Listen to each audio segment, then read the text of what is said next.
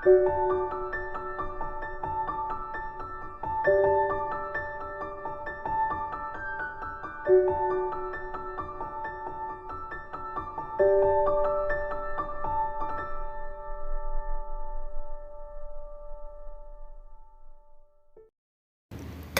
tahu nggak sih, ada beberapa faktor loh yang dapat mempengaruhi pola makan, yaitu ada faktor budaya, agama atau kepercayaan, status sosial ekonomi, personal preference, rasa lapar, dan kesehatan.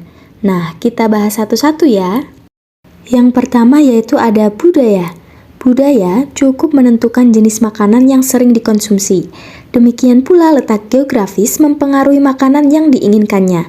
Sebagai contoh, nasi untuk orang-orang Asia dan orientalis, pasta untuk orang-orang Italia, kari untuk orang-orang India merupakan makanan pokok. Yang kedua ada agama atau kepercayaan. Agama atau kepercayaan juga mempengaruhi jenis makanan yang dikonsumsi.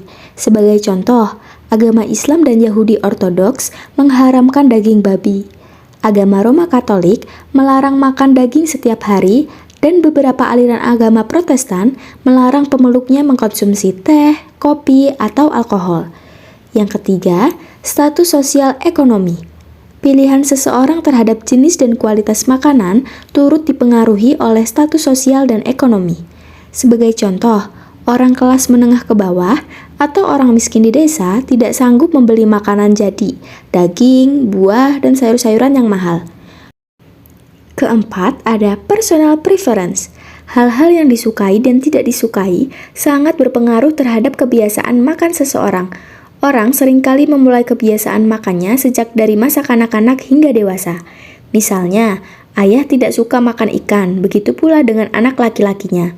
Ibu tidak suka makan kerang, begitu pula dengan anak perempuannya. Yang kelima ada rasa lapar. Rasa lapar merupakan perasaan yang kurang menyenangkan karena berhubungan dengan kekurangan makanan. Selanjutnya, yang keenam ada kesehatan. Kesehatan seseorang berpengaruh besar terhadap kebiasaan makan. Sariawan atau gigi yang sakit seringkali membuat individu memilih makanan yang lembut. Tidak jarang orang yang kesulitan menelan memilih menahan lapar daripada makan. Fakta menunjukkan bahwa orang-orang zaman dulu memiliki tubuh yang sehat, padahal waktu itu belum ada teori mengenai pengertian pola hidup sehat. Anehnya, mereka justru jarang terkena penyakit dan berusia relatif lebih panjang ketimbang manusia masa kini. Sebaliknya, di zaman modern seperti sekarang ini, banyak orang yang meninggal di usia muda dengan berbagai komplikasi penyakit. Menurut data WHO, 70% kematian dini disebabkan oleh penyakit jantung, stroke, kanker, dan diabetes. Separuh dari jumlah tersebut terkait dengan pola makan yang buruk. Beberapa dari kalian pernah gak sih mikir kayak sepenting apa gaya hidup sehat itu, atau penting gak sih gaya hidup sehat itu? Nah, di sini aku bakalan ngebahas seputar gaya hidup sehat. Gaya hidup sehat pada intinya mengerjakan secara konsisten pola makan sehat dan berolahraga dengan cukup. Pola makan sehat adalah makanan yang seimbang dan sesuai dengan kebutuhan masing-masing. Nah, di sini aku mau ngasih tahu nih bahwa menu makanan sehat yang baik itu yang memenuhi 4 sehat 5 sempurna. Karena terdapat masing-masing zat gizi yang terkandung dalam berbagai jenis makanan yang berbeda. Kandungannya sendiri mulai dari protein, karbohidrat, lemak, vitamin, dan mineral. Untuk pola makan, beberapa program atau pedoman yang diperkenalkan ahli nutrisi mungkin berbeda prinsip dan tujuannya.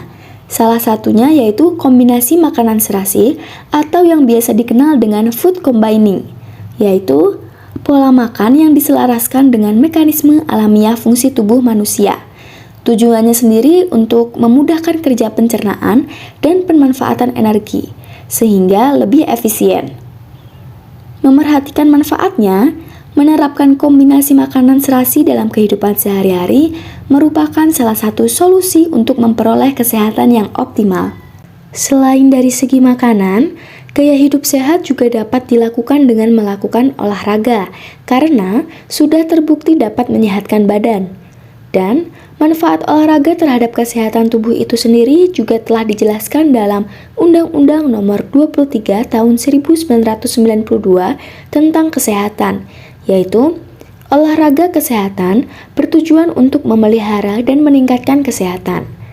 Nah, dengan berolahraga, ada beberapa manfaatnya loh yang bisa kita dapat, yaitu bisa melancarkan peredaran darah yang berguna untuk kesehatan jantung, serta dapat meningkatkan konsentrasi. Selain itu, olahraga juga dapat meningkatkan kepadatan tulang, sehingga baik mencegah osteoporosis. Berolahraga merupakan salah satu aspek penting dalam membentuk tubuh yang sehat dan bugar. Olahraga perlu dilakukan secara teratur dalam durasi waktu tertentu. Selain itu, olahraga yang dilakukan tidak harus membuat tubuh melakukan hal yang berat, tapi bisa juga dilakukan dengan melakukan berbagai jenis gerakan ringan, santai, dan menyenangkan.